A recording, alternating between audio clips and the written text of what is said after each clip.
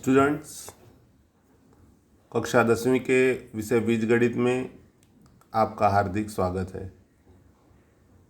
Last video में आपने exercise 3.1 का क्वेश्चन नंबर 1 के 8 प्रश्न थे, उसका वीडियो आपने देखा, सवाल को समझा और उसे हल करने का प्रयास भी किया होगा।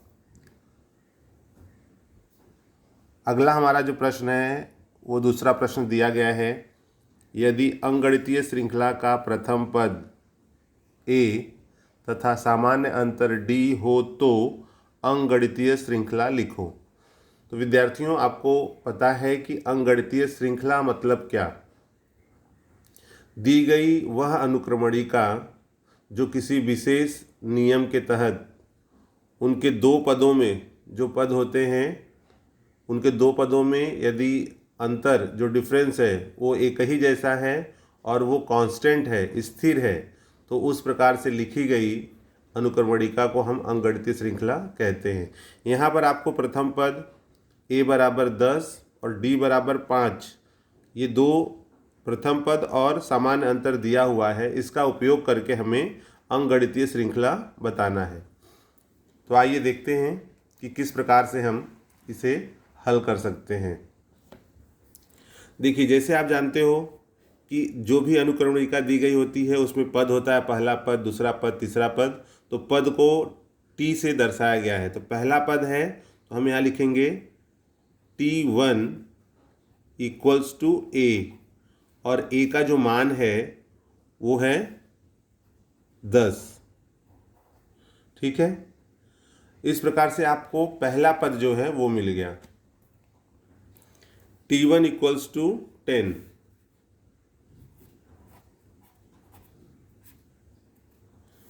दूसरा पद है t2।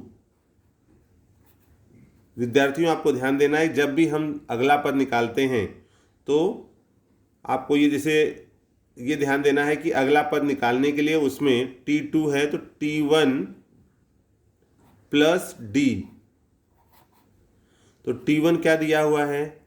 t1 है 10 प्लस d क्या है? 5। जोड़ दीजिए, कितना आ गया? 15। इसी प्रकार से हम निकालेंगे t3। t3 में हो जाएगा t2 प्लस d। t2 कितना मिला हमें? 15। तो यहाँ पर आप रख दोगे 15 प्लस d। d का मान कितना है? 5। तो यहाँ आपको लिखना होगा 5। जोड़ोगे कितना मिलेगा? 20। अगला पद t4। t4 बराबर t3 प्लस d। t3 कितना है? 20 प्लस 5, कितना मिल गया आपको? 25। तो इस प्रकार से हम कंटिन्यूअस अंकगणितीय श्रृंखला के जो पद है वो ज्ञात कर सकते हैं। अब इसमें कहा गया है कि आप अंकगणितीय श्रृंखला बताइए। तो हमने पहला, दूसरा, तीसरा, चौथा, इस प्रकार से 4 पद ज्ञात कर लिए हैं। तो लास्ट में आप लिख दोगे, ऐसे निकालते जाओगे तो आपको ये पद मिलते जाएंगे। तो आपको सारे पद नहीं निकालने हैं, 3 या 4 पद निकाल करके आप बता सकते हो। तो आप यहाँ पर लिख दोगे, इसलिए दी गई अंकगणितीय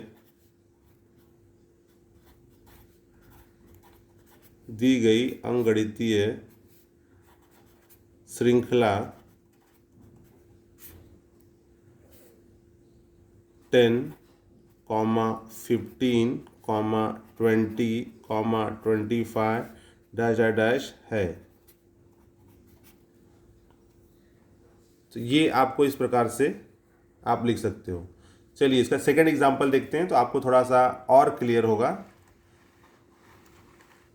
सेकंड एग्जांपल में दिया हुआ है,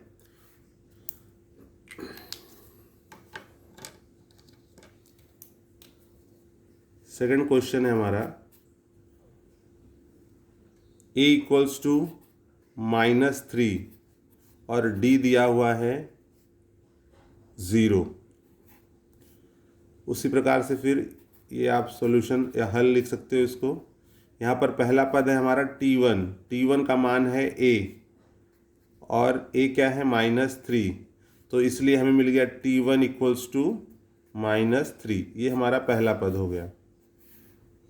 ऐसे ही हम निकालेंगे दूसरा पद। दूसरा पद है T2, T2 निकालना होगा तो T1 में d ऐड कर दो। T1 कितना है हमारा -3 और d क्या है +0, कितना आएगा -3। T3 क्या होगा T2 प्लस d, T2 कितना है -3, देखिए -3 है प्लस d का मान कितना है 0, कितना आएगा -3। अगला पद क्या निकाल सकते हैं T4 क्या हो जाएगा T3 प्लस d, T3 कितना है -3 प्लस d, जोड़ोगे -3 प्लस 0 -3। तो इस प्रकार से देखो पहला पद है T1 -3 -3 -3 -3, तो आप क्या लिख दोगे यहाँ पर, इसलिए दी गई अंकगणितीय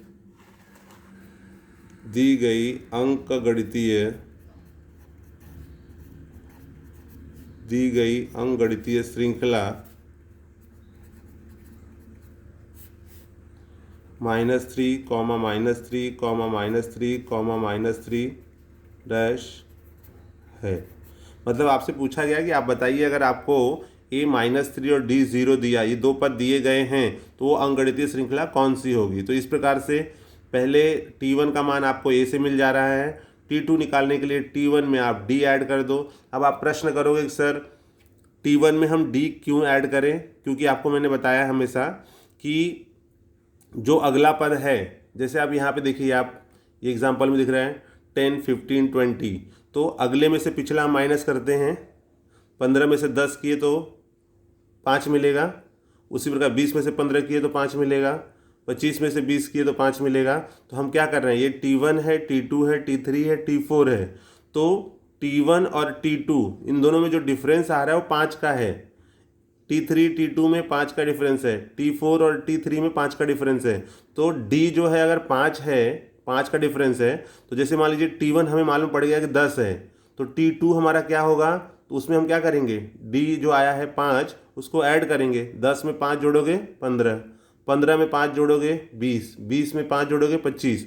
तो इस प्रकार से ये D आपको जो दिया हुआ है वो अगर हम पिछले वाले पद में जोड़ते हैं तो हमको अगला पद मिलते जाता है। तो इस प्रकार से ये सेकंड क्वेश्चन में -3 -3 -3, तो वह दी गई अंकगणितीय श्रृंखला -3 -3 -3 -3 इस प्रकार से है।